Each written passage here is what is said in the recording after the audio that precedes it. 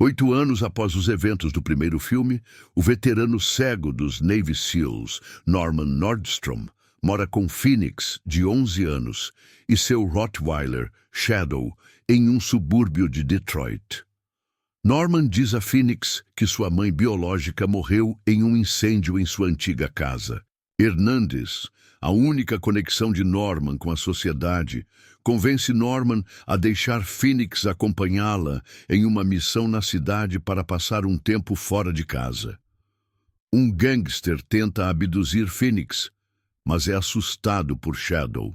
A gangue segue a van de Hernandez de volta à casa de Norman, onde eles esperam que Hernandez deixe Phoenix para matá-la quando ela for embora. Eles atraem Shadow e o matam. Quando Norman sai para procurar Shadow, a gangue invade para sequestrar Phoenix. Uma briga começa entre Norman e a gangue, quando o líder da gangue, Raylan, diz a Phoenix que ele é seu pai verdadeiro, confirmando isso ao mostrar que ambos têm uma mecha de cabelo branco. É revelado que a casa de Phoenix pegou fogo após uma explosão de um laboratório de metanfetamina no porão e Raylan estava preso por 8 anos. Norman encontrou Phoenix inconsciente nos destroços e a levou para casa para ocupar o lugar de sua filha morta. Após a liberação, Raylan viu Phoenix viva quando ela deixou flores no memorial de sua mãe. Phoenix é nocauteada por um gangster. Raylan manda seu próprio cachorro matar Norman, que prende o animal no sótão. A gangue incendeia a casa e sai com Phoenix. Norman faz amizade com o cão enquanto eles escapam juntos, e o cão o leva para o esconderijo da gangue no hotel. No hotel, Raylan revela que o verdadeiro nome de Phoenix é Tara, e a apresenta para sua mãe, que está viva, mas com uma doença terminal. Ela explica que causou a explosão enquanto cozinhava metanfetamina, resultando no envenenamento de seus órgãos internos. Os pais de Tara a sequestraram apenas para transplantar os órgãos compatíveis para a mãe de Tara. Devido à falta de medicamentos e instalações, Tara estará consciente enquanto seu coração é removido. Um apagão impede o procedimento e os homens de Raylan são emboscados por Norman, que explora a escuridão para matá-los um por um. Norman mata o cirurgião e uma bala perdida mata a mãe de Tara. Norman arranca os olhos de Raylan e o deixa para morrer. Um Norman gravemente ferido confirma a Tara que seu pai estava falando a verdade. Ele confessa seus crimes, incluindo assassinato e estupro, e diz a ela para fugir para um lugar seguro. Raylan aparece e esfaqueia Norman, apenas para ser mortalmente esfaqueado por Tara. Tara tenta ajudar Norman, alegando que ela pode salvá-lo, ao que ele responde: "Você já o fez", antes de sucumbir aos ferimentos. Tara sai e vai para um orfanato que ela viu antes. Ela se aproxima de um grupo de crianças brincando e se apresenta como Phoenix. Em uma cena pós-créditos, o cachorro de Raylan lambe a mão de Norman e os dedos se mexem, indicando a possibilidade de estar vivo. Como uma continuação, O Homem nas Trevas 2 possui uma questão fundamental deixada pelo seu antecessor que precisa ser resolvida imediatamente pela dupla Rodo Sayagues, diretor e roteirista, e Fede Alvarez, roteirista e diretor do primeiro longa, com o potencial de macular todo o resto do projeto. O que fazer quando seu personagem principal é o vilão do longa anterior, assumidamente um assassino, estuprador e sequestrador? São inúmeras as possibilidades de caminhos que esta encruzilhada leva. Primeiramente, o filme será moldado a partir de que relação entre espectador e protagonista? Será o da aproximação e empatia por esse homem? O do olhar neutro e afastado? Ou o de condenação e repulsa? Segundamente, dentro da narrativa, como a questão dos seus crimes irá reverberar para ele? Haverá algum enfrentamento psicológico que pode ir tanto para uma redenção cristã quanto para um punitivismo sádico, moral ou legal? uma humanização dentro de um contexto socioeconômico que faça com que se entenda suas ações ou um simples esquecimento inconsequente de seu passado? De todas as variáveis exemplificadas, certamente não as únicas, Sayagues e Alvarez parecem escolher as mais infelizes. Lançado em 2016, O Homem nas Trevas tinha como tema um estudo sobre as diferentes esferas do mal, ambientado em uma Detroit arrasada economicamente, no qual o espectador era influenciado a ir mudando de aliança a partir de uma ponderabilidade sobre qual dos dois núcleos de personagens era menos repulsivo. Em um jogo de gato e rato dentro de um subgênero de terror, o Home Invasion, não se tratava de vilões invadindo a casa de um mocinho, mas de pessoas ruins fazendo uma maldade com alguém pior ainda que eles.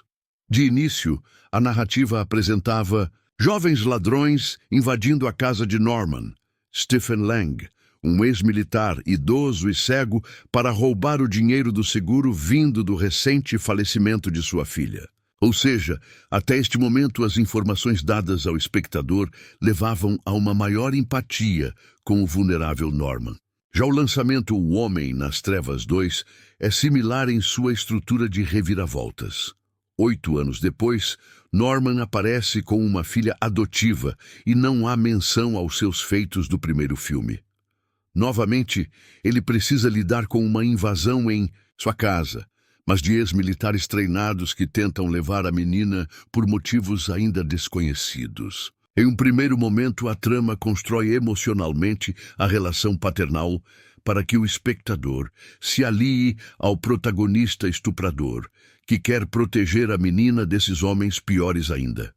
Em seguida, 2 reviravoltas acontecem. A primeira traz informações reveladoras do passado, que faz com que o espectador entenda as ações dos ex-militares. Todavia, há também uma virada posterior, que anula a anterior e consolida de vez a aliança do espectador a Norman novamente. Diferentemente do primeiro filme, cuja questão moral é complexificada a partir de uma reviravolta, a continuação usa este artifício para simplificá-la.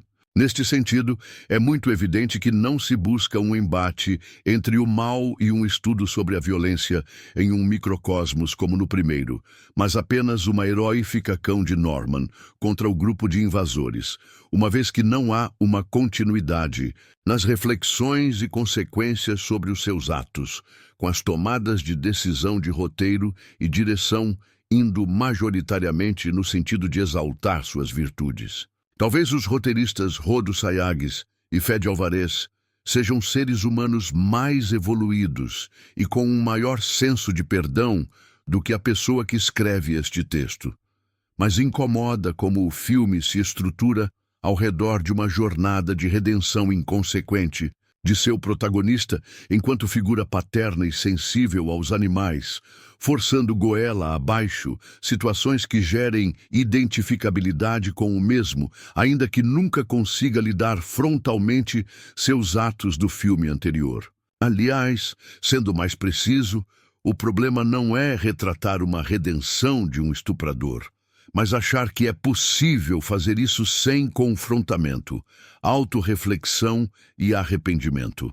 Afinal, existia material suficiente no universo da franquia para fazer aprofundamentos mais complexos e ambíguos sobre suas ações, tanto geograficamente, o contexto socioeconômico de Detroit como propício ao surgimento da violência, quanto historicamente, a disputa ser entre ex-militares de uma guerra fracassada e que trazem sua violência e traumas para dentro de casa. Nada disso, no entanto, é mais do que um mero arranhão de roteiro. Por outro lado, as apelações para a identificabilidade são muitas. Obviamente, se o objetivo é fazer com que o público se posicione ao lado de um personagem estuprador, é preciso criar inimigos iguais ou piores ainda. Então o que não falta são cenas mostrando o assassinato de mulheres, cachorros e conversas sobre infanticídio, para não deixar dúvidas que não há moral nenhuma naqueles homens, com exceção do capanga latino, claro, que em um ponto-chave surge como contraponto de caráter frente à decadência moral norte-americana.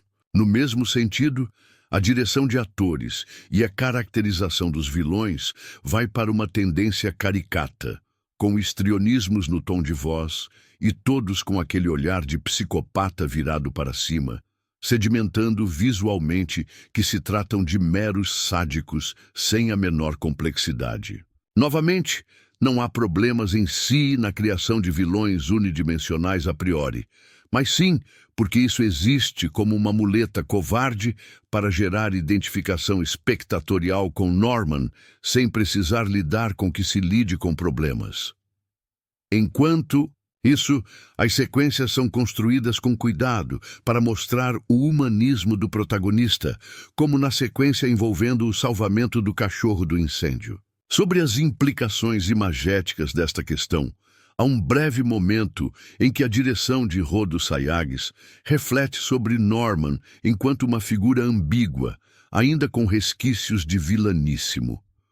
Quando sua filha é testemunha de uma execução brutal contra um dos invasores, seus gritos ecoam sem sucesso para que ele pare com os golpes na cabeça do homem já morto, que por sua vez só se encerram quando se explode em pedaços. Há neste sentido uma contraposição, através da montagem, do impacto gráfico da cabeça desfigurada e o prazer no rosto langue com aqueles golpes, ao horror nos olhos de sua filha. Esse, talvez, seja o único momento em que menina e espectador são lembrados rapidamente pela direção de que o embate de O Homem nas Trevas 2 são sobre indivíduos violentos e igualmente adoecidos que lutam por uma criança que só queria uma vida normal, o que evidentemente é ofuscado por todas as outras direções tomadas. Por acaso, se existir algum espectador que queira ignorar toda a moralidade que vem desde o filme antecessor e fingir que está vendo uma nova história, apenas sobre um ex-militar cego que precisa lutar para salvar sua filha, ainda assim, O Homem nas Trevas 2 também poderá frustrar. Enquanto o longa de 2016 construía suas set pieces de suspense e ação mais inteligentemente em torno do design de som.